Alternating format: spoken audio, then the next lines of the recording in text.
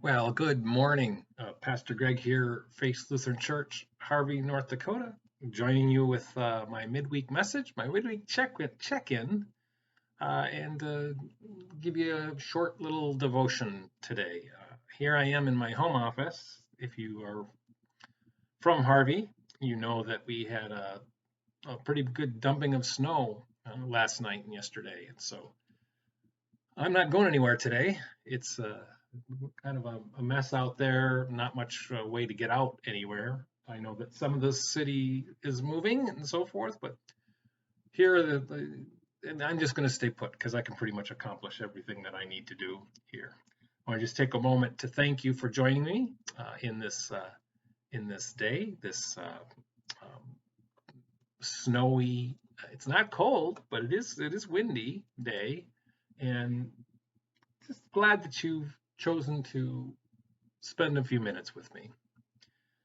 Well, what's going on at church? Of course, it's Holy Week, and Holy Week always refers to um, a pretty intense week for worship and praise and so forth. And, so we had Palm Sunday on Sunday where we raised our palms and collared, "Blessed is he who comes in the name of the Lord." Then tomorrow we would have the Maundy Thursday service. Well, stick with me. We might or may not have that. We'll see. Then on Friday, Good Friday service. So I think that for the most part we should be able to have Good Friday, unless the snow that we're supposed to get today really takes us down a road of difficulty in getting roads cleaned and so forth. So my hope is to be able to at least have that. Of course, today which is Wednesday. There is no Wednesday evening Bible school tonight.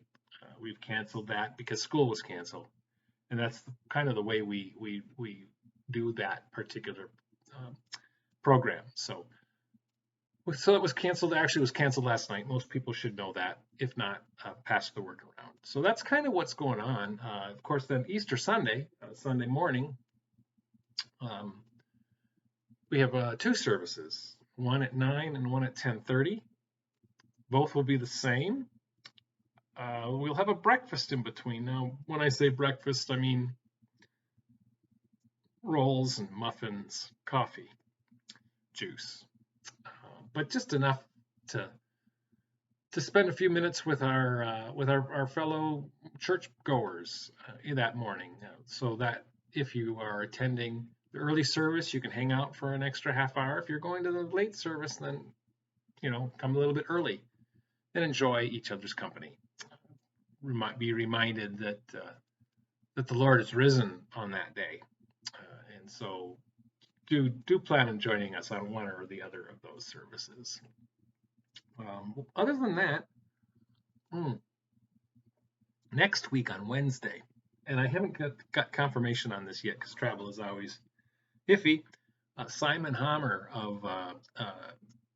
who comes to us from Estonia is a mission that we work and support um, in his they have a seminary there, and so he's going to be in town, and so next Wednesday at 7 we can get together, and I think we'll have a meal beforehand, and then he'll give a presentation. I don't know how long it will be, but I'm sure there will be time for a question and answer as well. So that's that. That's what I have for you this morning.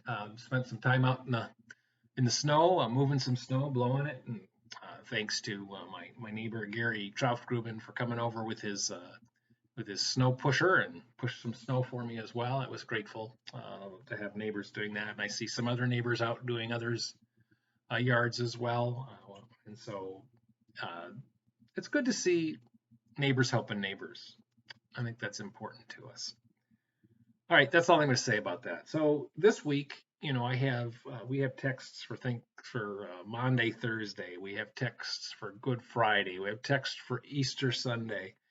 And so I thought, instead of necessarily focusing on one or the other text, um, I thought um,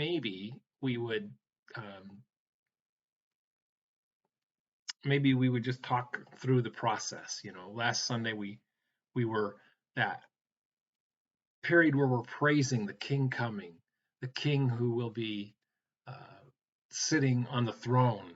And while we probably had a different idea of what kind of king was coming, the king continued down the path, a path that he knew he needed to be on, a path that he knew would end in death.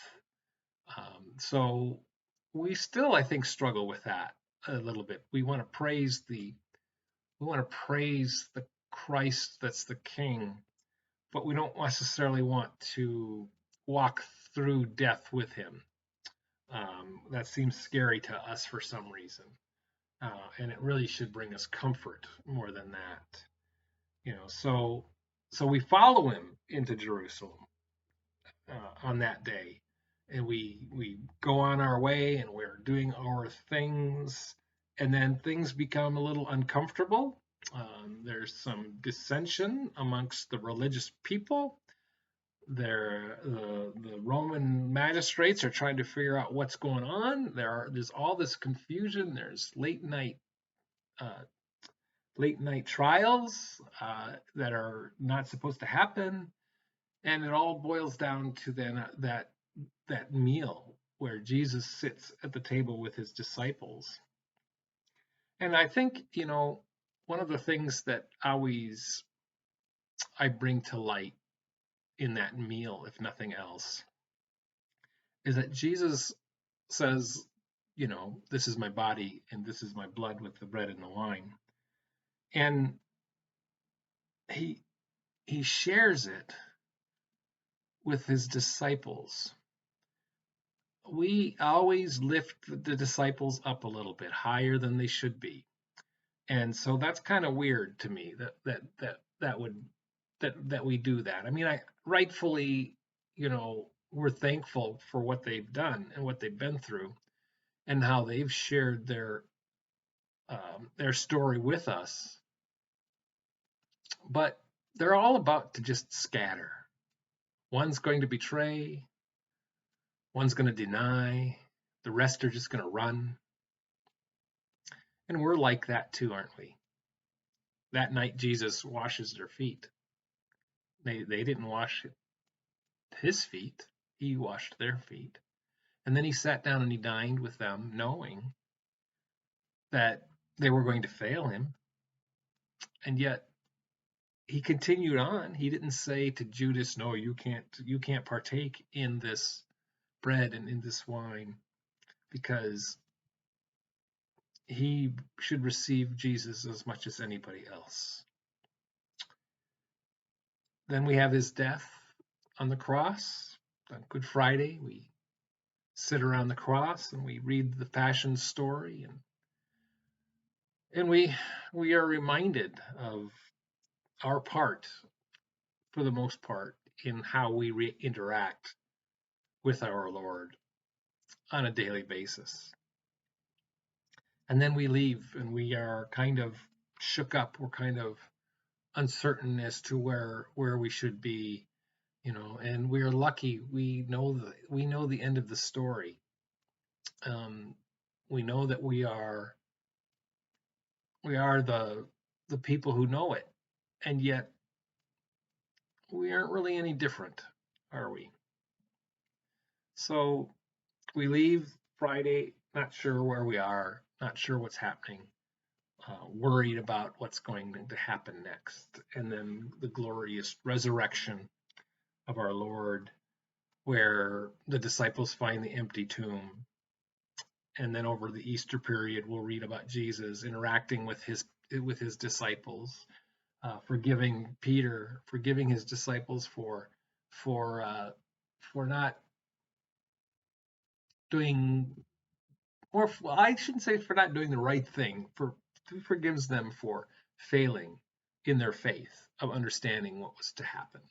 So, if the Lord can forgive them, certainly he can forgive you, and that's all accomplished in everything that we do. I mean, this week is literally the entire biblical story of the Messiah, the coming of the Messiah, and his purpose. So just remember that. Well, yeah, that's what I'm going to say about that. All right, so prayers. Well, we should pray for our ranchers, especially because I know that they're trying to save calves out there amongst this snow and the drifting and the cold, and they're they're still being born, and they're born in the middle of a snowstorm just as much as they are born on a beautiful sunny afternoon. And so be with them as they struggle to find and to keep them going, and be with our our people who have to be out in this mess. Our first responders. They don't get the option of saying, "Oh, I'm not going." I had the option today. I could say, I don't have to go in the office. I can do everything right from here in my home office." So that's where we are. So pray with them, pray for them as well, and then pick somebody, one person today, and pray for them. All right, grace, peace, and God's comfort to you today, on this snowy, uh, blowy spring day. Well, as you go on your way today, please do take care.